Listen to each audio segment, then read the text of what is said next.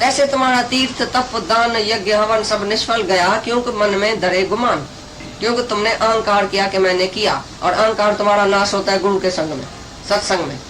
पहले कितना भी गुरु के साथ तुमने कर्म धर्म किया तो अहंकार से ही किया। मैं हूँ मिस्टर सो एंड सो, मैं करता हूँ, मैं भोगता हूँ, मैं पापी हूँ, मैं पुण्य हूँ। इसलिए अंतःकरण की शुद्धि सत्संग में ही होती है।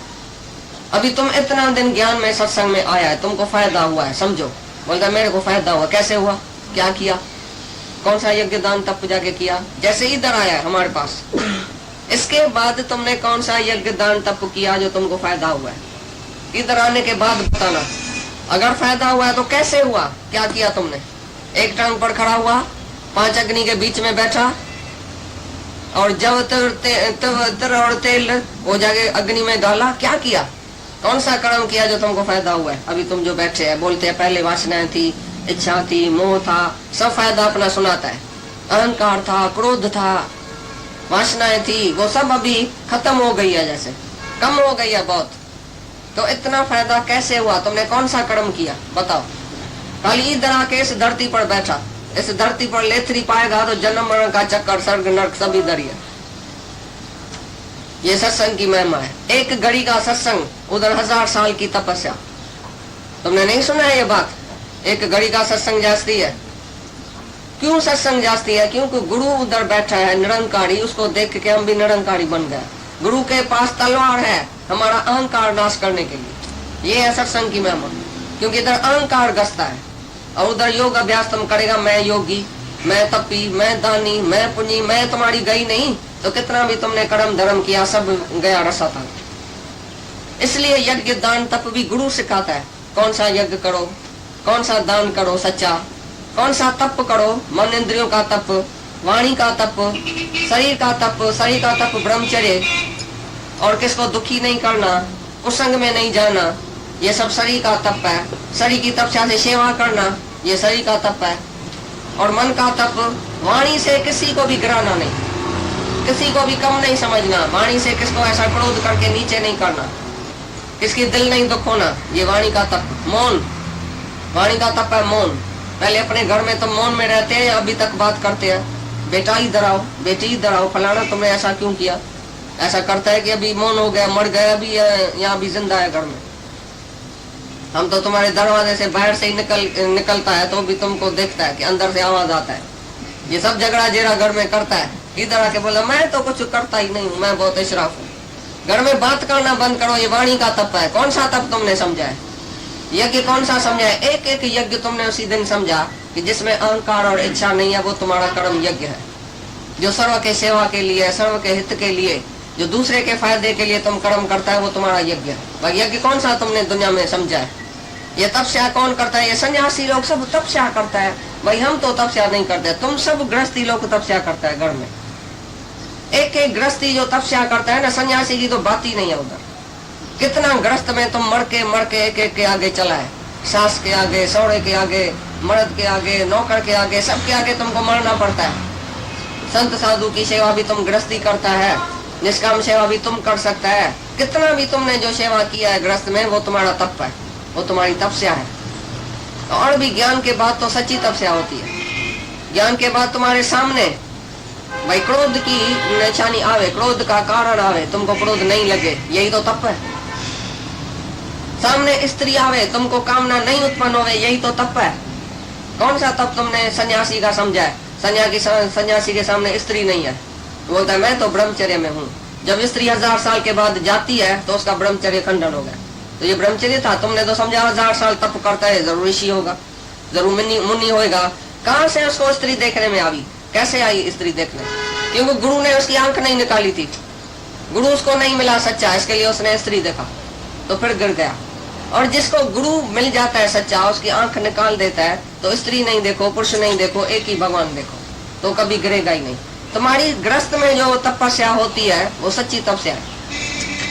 सामने कारण आवे और तुमको कुछ नहीं होवे, हलचल, यही तो ज्ञान है।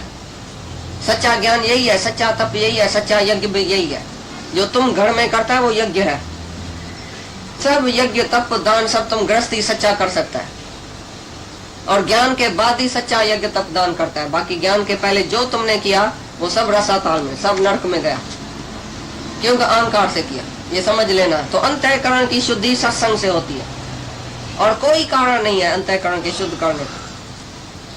शुद्धि तो क्या, अंतःकरण ही नहीं रहता है। गुरु के संग में हमारा अंतःकरण ही खलास हो गया, नहीं मन रहा, नहीं बुद्धि रही। मन बुद्धि मेरे को अर्पण करो, भगवान बोलता है। तो मन बुद्धि तुमने गुरु को दे दिया, तुम्हारे पास क्या रहा? कैसे अंतःकरण तुम्हारे पास रहेगा? मन बुद्धि चित्त अहंकार सब गुरु को दे दिया। अभी तुम बताओ, तुम क्या ख्याल करेगा? समझो मन गुरु का हो गया, अभी मन में कौन सा ख्याल करेगा? तुमको डर नहीं होगा भाई गुरु को मन देने का है, कल सबके बीच में जाके मन सुनाऊंगा तो तुमको शर्म आएगा? कैसे तुम ख्याल करेगा मन में उल्टा सुल्टा? गुरु जिसके मन में बैठ गया उसका मन शुद्ध हो गया। वो सारा दिन गुरु के ही वार्ता, यहाँ पड़ियन जो पसण, यहाँ पड़ियन जी पचाड़, इन्हें बिनी का दाड़ा खावंद शल खाली न करे।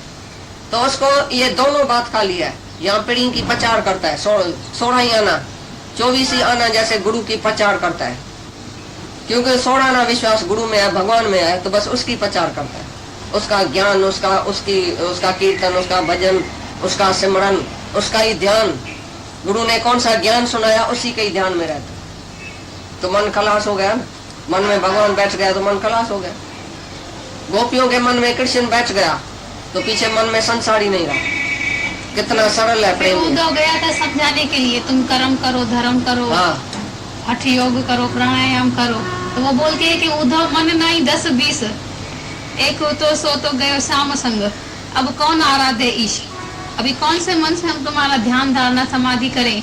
किसके ईश की आराधना करें? कौन से ईश की? इसका मन तो लगा ही नहीं है ना गुरु के साथ, इसीलिए फिर बोलेगा हवन करें, फकीर को दान करें, ये करें, धक्का करें, औरत को ज्ञान सुनाएं, बच्चे को सुनाएं, ये करें। अंदर में लगन जाग जाती है। जितनी श्रद्धा उतना ही तुम निष्काम, उतना ही तुम जितेंद्रिय हो सकता है। श्रद्धा होएगी तो साधन शुरू कर देगा, जैसे गुरु बोलेगा तैसे तुम शुरू करेगा करना।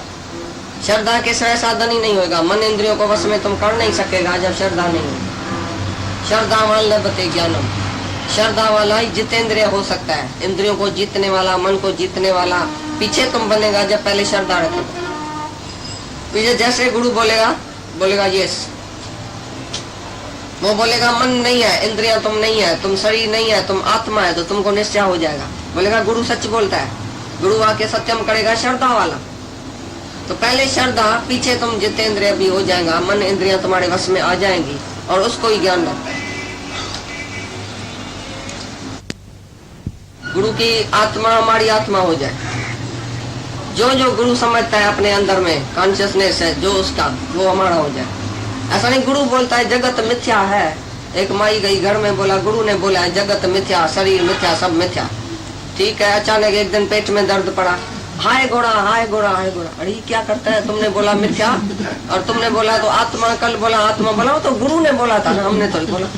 तो गुरु ने बोला था तब भी हमने बोला भाई जगत मिथ्या, शरीर मिथ्या, मैं आत्मा हूँ। तो तोते की तरह नहीं रटने का है, लेकिन गुरु ने बोला तो सही, लेकिन वो कैसे सच है वो अंदर में अच्छी तरह से रिफ्लेक्ट करो। पीछे भले उत्तर प्रश्न करके आकर भी निर्णय करो, सब बात निर्णय करो, तभी तुमको शांति आएगी। जब ये ज्ञान तुम्हारा हो जाए, ये ज्ञान हमारा नहीं होवे, तुम्हारा होवे। तुम बोलो मैं ऐसा कहता हूँ, गुरु नहीं कहता है, मैं कहता हूँ, मैं अपने अनुभव से कहता हूँ कि मैं आत्मा हूँ। चाहे तुम मार के खलास कर दियो, क्रूसीफाई कर दियो, तो भी मैं बोलूंगा मैं आत्मा हूँ। चाहे गुरु भी बोले मेरे को नहीं तुम आत्मा नहीं है, कैसे आत्मा है, बोले नहीं हम तो आत्मा है, क्या भी करो हम तो आत्मा है। गुरु को भी जब सामने जवाब दियो कि मैं आत्मा हूँ, जैसे राजा जनक बोलता है मेरी मुझको नमस्कार है, गुरु जी को बोलता है अभी मैं खुद आत्मा हूँ, सारी सृष्टि को मैंने धारण किया। तभी गुरु खुश होगा जब तुम अपना निर्णय आके बताएगा, अपना ख्याल बताएगा, अपना निश्चय बताएगा। भाई गुरु ने बोला तुमने हाँ हाँ किया तो भी तुम बकरी हुआ, अभी तक शेर नहीं हुआ। जब तुम शेर शिवम की गर्जना करो कि मैं आत्मा हूँ, तभी तुम शेर हुआ। बाकी सुनने वाला आके सामने बैठेगा तो तुम बकरी हुआ अभी तक। कितना टाइम तुम सुनेगा और हाँ हाँ करेगा। अभी तुम बोलना शुरू करो कि मैं आत्मा हूँ बराबर, मैं ब्रह्म हूँ। कौन सी बात आती है जो तुम ब्रह्म अपने को नहीं समझ सकता है? कौन सी इच्छा वासना है हमको बताओ तो सही। बोलता होगा मैं पापी हूँ, मेरे को वासना है, मेरे को इच्छा है। अरे कौन सी है बताओ ना, हम तुम्हारी पूरी करें इच्छा। भगवान तो पूरी करता है ना, अंदर ही अंदर पूरी कर देता है इच्छा। तुम बताओ क्या चाहिए अभी तक तुमको। कौन सी इच्छा बाकी है जो तुम आते हैं इधर? तुम इधर मुक्ति की इच्छा से आते हैं, इस दुनिया की भी इच्छा कुछ है, स्वर्ग वर्ग में जाना है। अच्छा कपड़ा चाहिए, पैसा चाहिए, क्या चाहिए? कुछ नहीं चाहिए। क्या चाहिए? कुछ नहीं। तो इधर कैसे